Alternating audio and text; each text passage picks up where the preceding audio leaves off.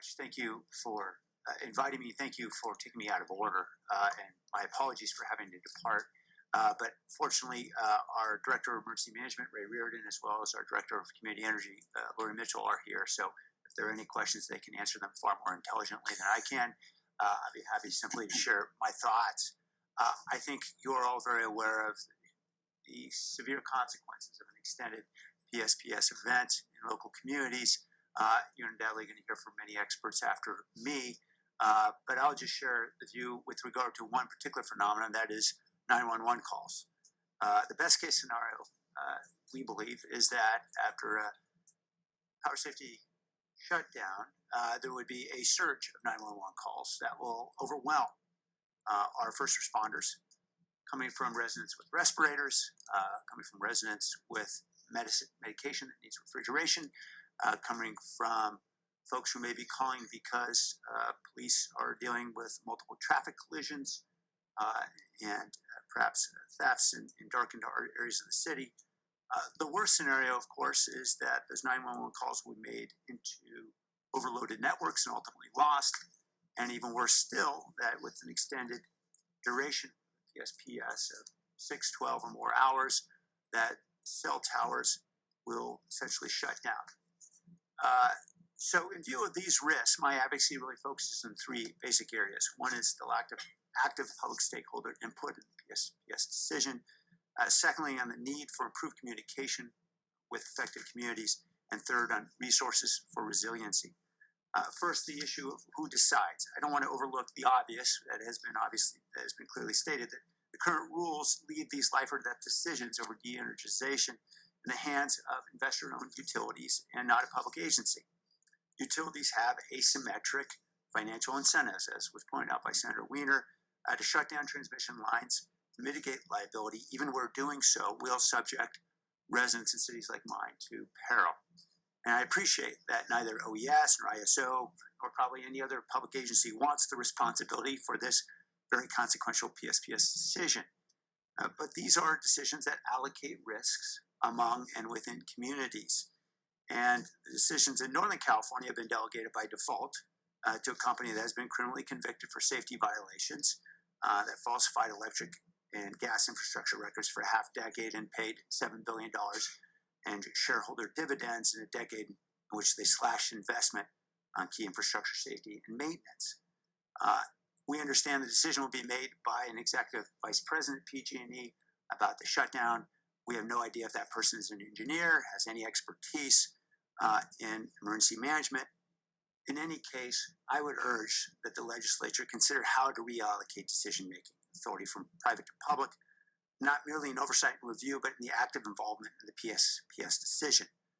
If there's a reluctance to do so at the front end in the de-energization, I would ask at least to consider the greater public role in the back end to re-energize the grid after it's been shut down, the transmission line. It seems that the most consequential impacts of de-energization come not from the decision to flip the switch off, but rather the delay, the duration on which it is switched off. And at the very minimum, we'd ask that every utility's local emergency operations center would also include local government emergency management staff to inform about the situation on the ground. But we know, as was just mentioned, that inspections and repairs are the critical path to re-energizing a transmission or distribution line. Right now, the PUC has not established any firm timelines that require utilities to act quickly. Taking 5 to 7 days to inspect lines is not acceptable, and they should get helicopters and drones in the air within 24 hours. Where sufficient redundancy exists in the system, a public agency should be able to direct the majority of power be restored while repairs are isolated on specific lines that might remain dark. Second, on communication, we would ask that there be some legislative mandate to direct utilities to improve notification and communication protocols. Given the unique control that utilities have over relevant information, the utilities must be primarily responsible for communicating with built-in redundancy for cities and counties to be informed in parallel, and we can reinforce messages to mitigate the risk that residents fall, to ensure that residents don't fall through the cracks. but in particular, utilities in the best position, has the most accurate information, notify the critical institutions, the hospitals, the chemical plants, public transit, police stations individually. Many cities agree that PG&E's current plans for notifying communities are not sufficient and will leave too many people in peril. For example, they're only providing outage information by utility account number with no specific reference to a physical address or any street boundaries. Finally, local communities need resources for resiliency. And you'll be happy to hear not all those resources require the legislature to cut a check.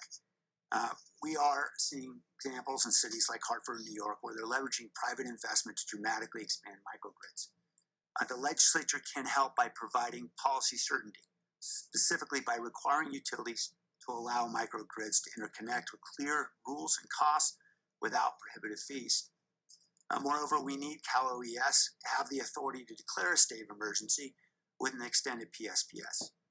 They don't have that authority now. State of emergency powers will enable cities to be able to respond more quickly for streamlined procurement, for reimbursement, for commandeering resources, and for special powers to declare curfews. And yes, of course, we also need money, whether for on-site backup generation, or batteries, or microgrids for critical facilities. Cities like San Jose need tens of millions of dollars to provide sufficient resilience to those police and fire stations, wastewater treatment plants, sewer pumps, airports, and community centers that will be providing power for medical devices and air conditioning for fragile residents. We've been very active in conducting assessments. We're working on identifying funding resources, but ultimately, this is a statewide safety issue. We know that communities will need statewide investment. So I really appreciate your attention and your consideration of my views.